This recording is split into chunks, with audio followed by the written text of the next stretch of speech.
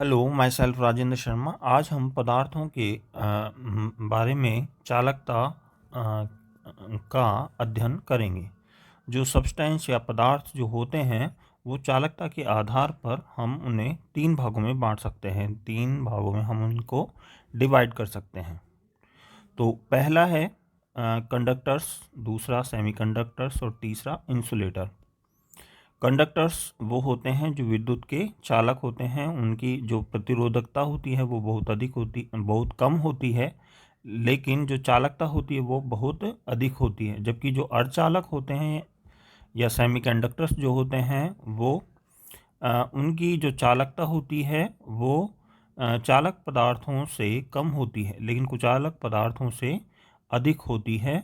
जबकि प्रतिरोधकता जो होती है वो चालक पदार्थों से अधिक, लेकिन कुचालक पदार्थों से कम होती है प्रतिरोधकता।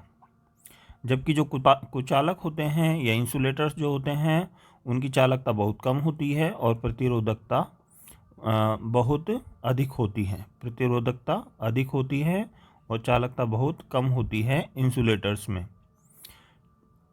ठोस पदार्थों में परमाणु एक दूसरे के अत्यधिक निकट होने से निकटस्थ परमाणुओं की बाह्यतम कक्षाएं ऊर्जा स्तर पर अत्यधिक निकट आ जाती हैं। जो ठोस पदार्थ होते हैं उनके बीच में, जो पार्टिकल्स के बीच में जो इंटर मॉलिक्यूलर जो डिस्टेंस होती है या एटॉमिक डिस्टेंस होती है वो बहुत कम होती है, जिसकी वजह से उनके जो आउटर शेल होते हैं वो एक दूसरे को अतिव्यापित करते हैं।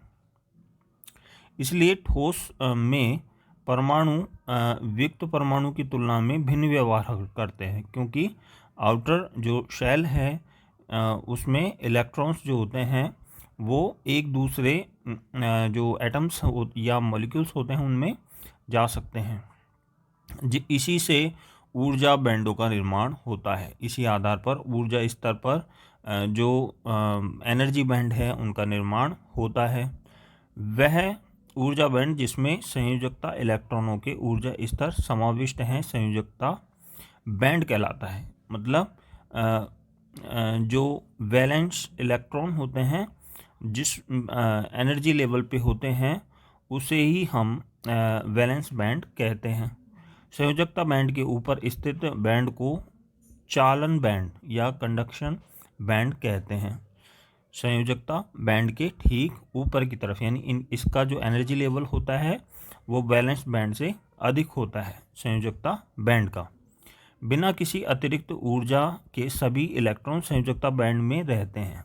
संयोजकता बैंड में जो इलेक्ट्रॉन्स होते हैं उनको रहने के लिए ऊर्जा की आवश्यकता या अतिरिक्त ऊर्जा की आवश्यकता नहीं होती। सामान्यतः चालन बैंड रिक्त होता है।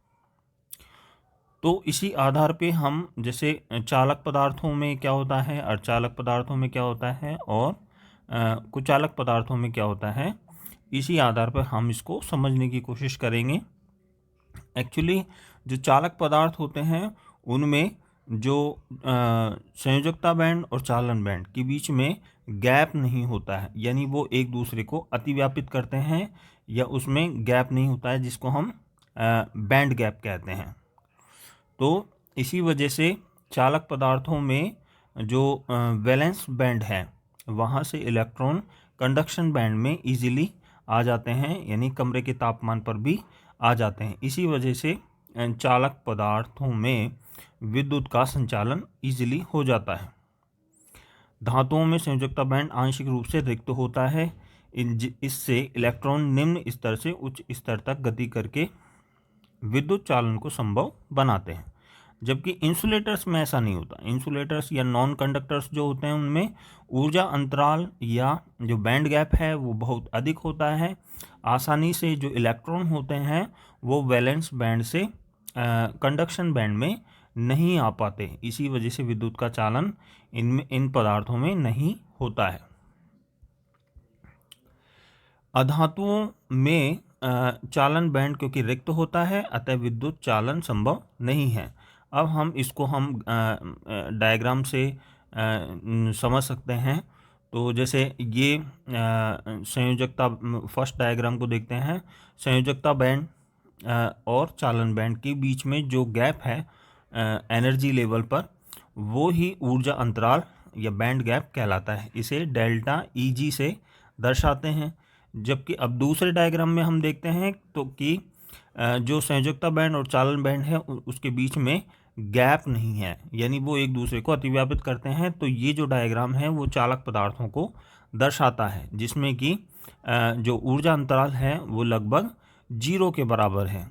जबकि हम तीसरा जो डायग्राम है उसको यदि देखें तो ऊर्जा अंतराल क्या है, 3 इलेक्ट्रॉन वोल्ट से अधिक है।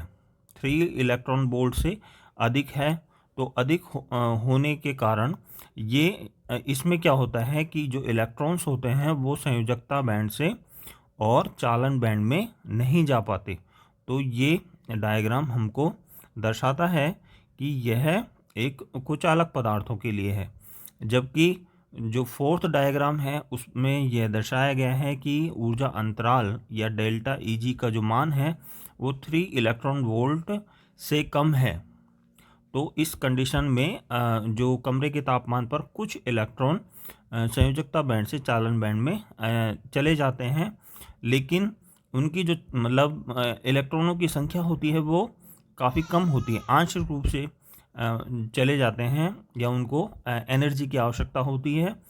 तो ये एक अर्धचालक पदार्थों का डायग्राम है। अर्धचालक पदार्थों में क्या होता है, चालकता जो होती है वो चालक पदार्थों की तुलना में कम होती है, लेकिन कुचालक पदार्थों की तुलना में क्या होती है, अधिक होती है। और जैसे यदि हम और इलेक्ट्रॉन जो होते हैं वो संयोजकता बैंड से चालन बैंड में जाते हैं, लेकिन टेम्परेचर यदि बढ़ाएं तो उनकी जो संख्या होती है वो कंपैरेटिवली बढ़ जाती है। अतः हम ये कह सकते हैं कि जो कुचालक पदार्थ, अर्धचालक जो पदार्थ होते हैं उनमें टेम्परेचर बढ़ाने पर उनकी जो चालकता है वो बढ़ती है। अब हम नीचे देखते हैं कि इसमें ऊर्जा अंतराल अति लघु होता है। कुछ इलेक्ट्रॉन कमरे के ताप पर भी चालन बैंड में उत्तेजित हो जाते हैं तथा विद्युत का चालन करते हैं। अतः अर्धचालकों का प्रतिरोध उतना अधिक नहीं होता जितना विद्युतरोधी पदार्थों का होता है। ताप बढ़ाने से चूंकि अधिक इलेक्ट्रॉन लघु ऊर्जा अंतराल को पार करके चालन बैंड में उत्तेजित हो जाते हैं, अतः उपचालकों यानी जो अर्धचालक है उपचालकों की चालकता में ताप बढ़ाने के साथ वृद्धि होती है। यानी हम टेम्परेचर को बढ़ाते हैं तो अर्धचालकों की जो चालकता है वो बढ़ती है।